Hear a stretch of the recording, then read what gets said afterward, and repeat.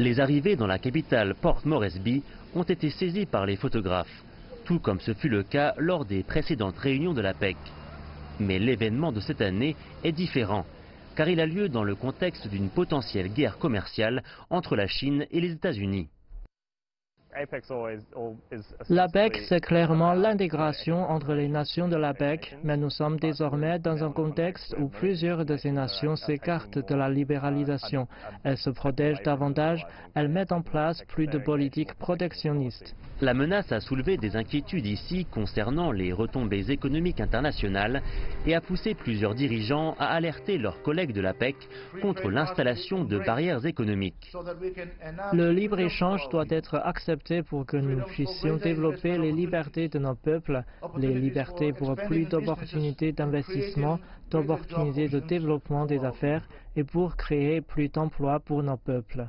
Le président américain Donald Trump a choisi de ne pas participer à la réunion, envoyant à sa place le vice-président Mike Pence avec un message d'engagement renouvelé des États-Unis dans la région. Le président chinois Xi Jinping a reçu un accueil chaleureux et a parlé d'unité économique dans la région.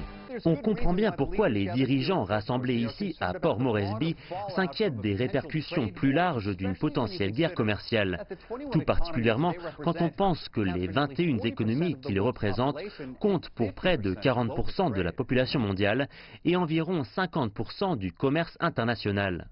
C'est pour cette raison que les économistes pensent que plusieurs dirigeants s'efforcent cette année d'approfondir les relations et de créer davantage d'opportunités économiques dans la région.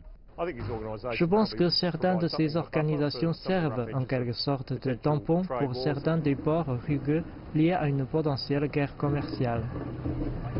En appelant les économies à se rassembler pour atténuer le choc économique au cas où les tensions commerciales venaient à s'aggraver. Greg Navarro, CGTN, Port Moresby.